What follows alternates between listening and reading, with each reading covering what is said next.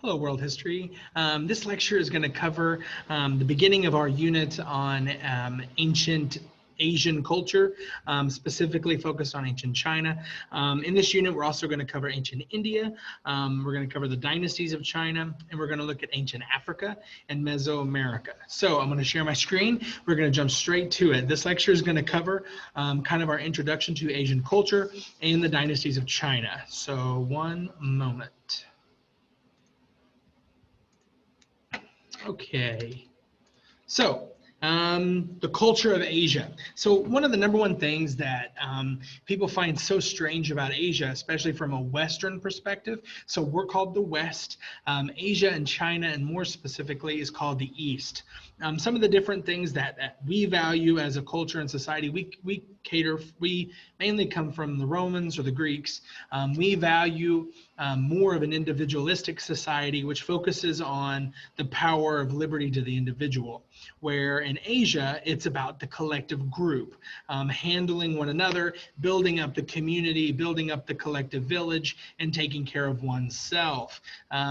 For example, a lot of families in Asia still live together under one roof, where in America, it's valued that you leave your parents' home and you establish your own household away from them.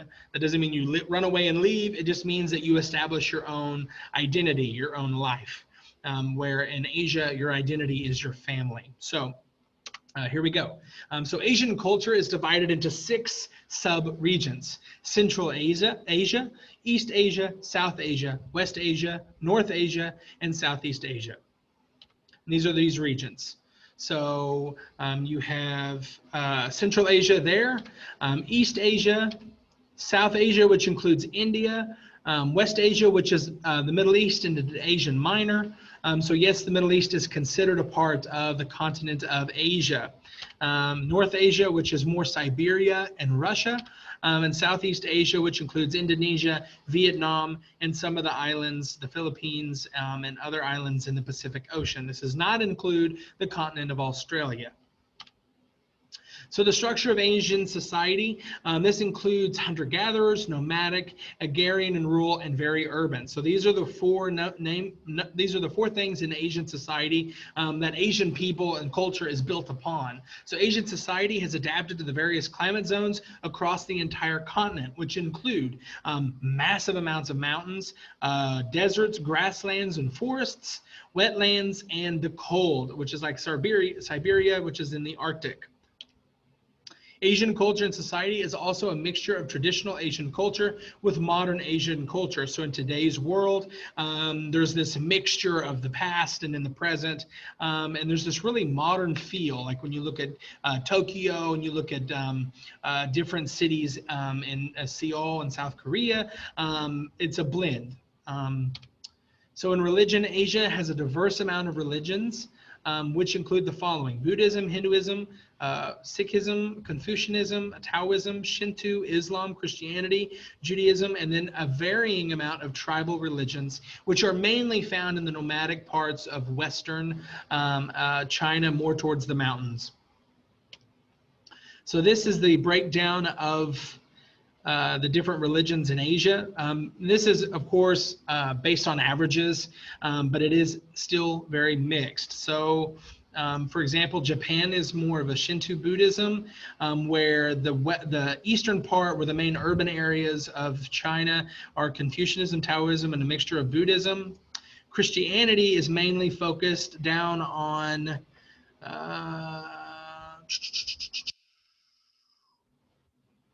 kind of a different, it's up here more in Kazakhstan, and then the upper parts of these regions here. Mongolia is more of a Theravada Buddhism. India is strictly Hinduism, but the tribal areas are mainly, like I said earlier, in these areas here. Anyway, and then Islam is mainly in the Middle Eastern areas. Language. So Asia is home to many diverse languages. Most Asian countries have more than one native language. There's over 600 languages are spoken in Indonesia, 100 languages are spoken in the Philippines, and 1,683 native languages are spoken in India. The map on the next slide shows the main family of languages in Asia. So here they are. And wow, there's a lot. So there isn't a lot of uniformity in Asia. It's very diverse and very culturalized. I think sometimes we focus so much on the East, the West and Greece and Rome and European history that we forget about the rich history of Asia. And that's why we're covering it. So here we are. So the family structure, this is extremely important. So family is the primary structure in Asian culture. It's extended in the nuclear family structure. The hierarchical family structure is the males and older individuals are holding higher status within the family. Patriarchal, husband-led gender roles. Males are highly valued and desired and carry family name, where females are less valued. They're subservient to males and carry out duties and chores and bear children. Respect for the elders, loyalty to the people in authority, extremely disciplined, and honor and loyalty to the family above all. The richness of the Asian culture is displayed through art and literature. Due to the many sub-regions of Asia, art and literature across Asia is extremely diverse. So porcelain, ceramics, and pottery, calligraphy, paintings, glass and metalware, rugs and textiles, architecture are all forms of art, where poetry is the common form of literature across Asian cultures. Asian music has many styles and varies based on different regions and religions. Sports. So these are some of the most popular sports in Asia. So soccer, badminton, cricket, basketball, and table tennis.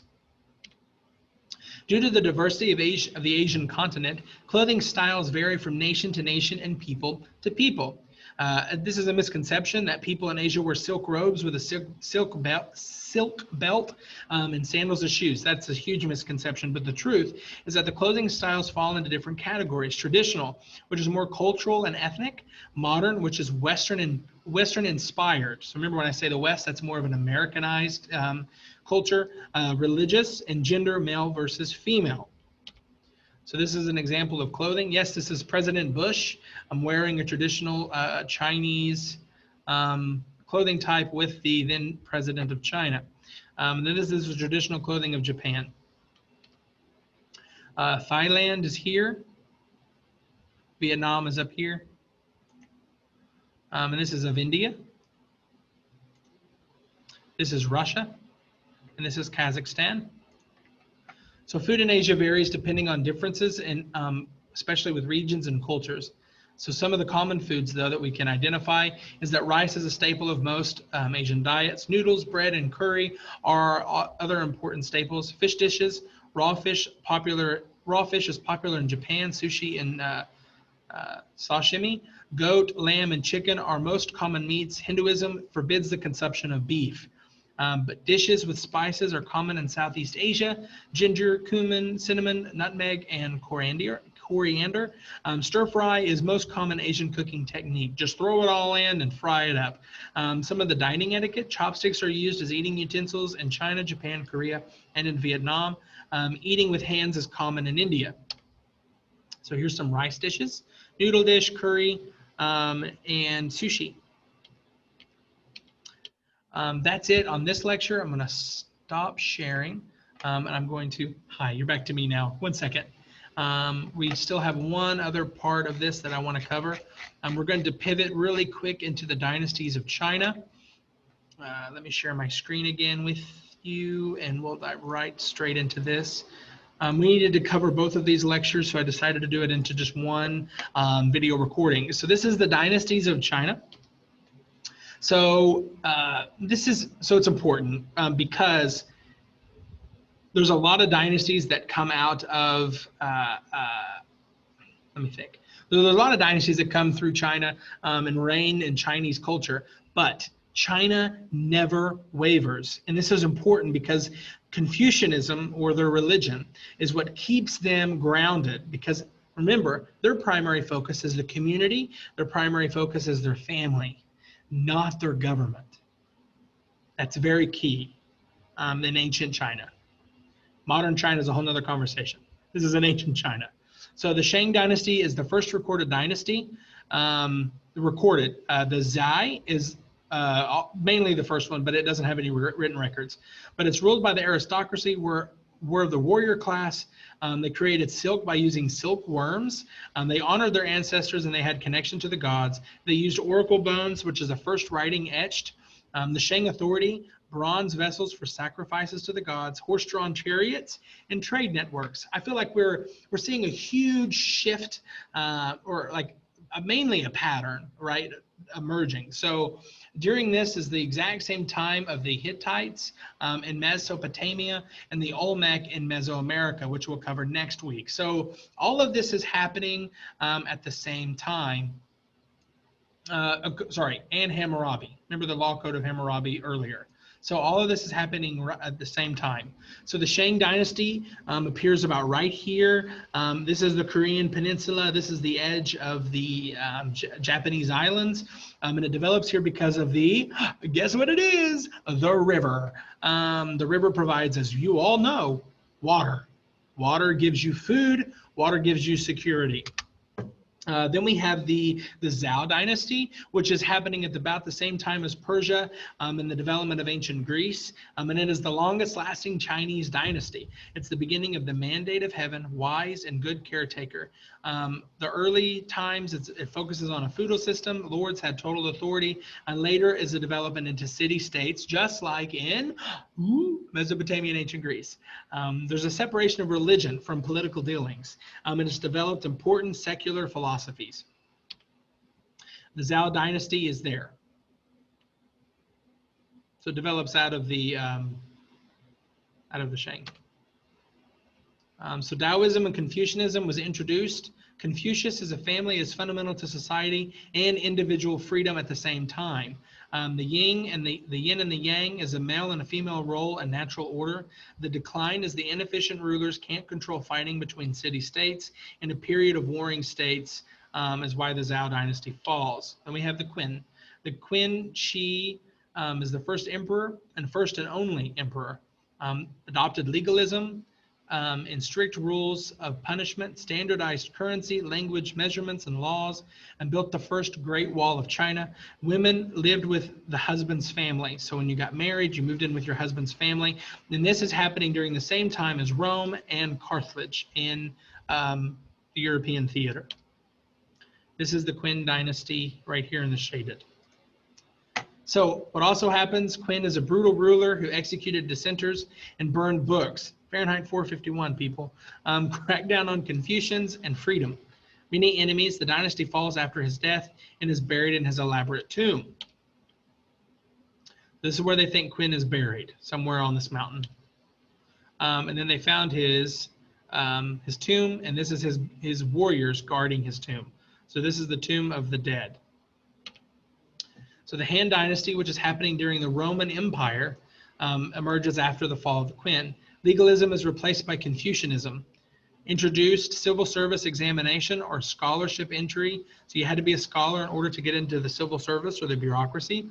The Silk Road is developed and it opens trade with the West. Now, this is huge, okay? So the Silk Road connects China and Asia with Europe. Before, there is no connection.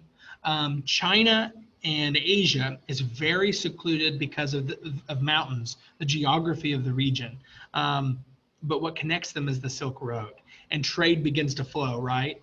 And remember, with trade comes cultural exchange, and with cultural exchange comes new ideas into different regions. And this is vice versa. So the capital city was Chang'an, which is an urban, and it's very well planned. So here it is. So Buddhism was introduced during the Han Dynasty, and paper is invented. Paper is not invented in Europe. Paper is invented in Asia. There's a great increase in population and land holdings, and there's nomadic raiders. There's corruption and weak leaders, and the Han make up 90% of the people in Asia. So the Roman versus the Chinese. This gets a little crazy. So we have the Chinese Han Dynasty here. We have the Roman Empire here. So this is the capital. This gives you some ideas of the capital. This is a tomb. This is like a mummy.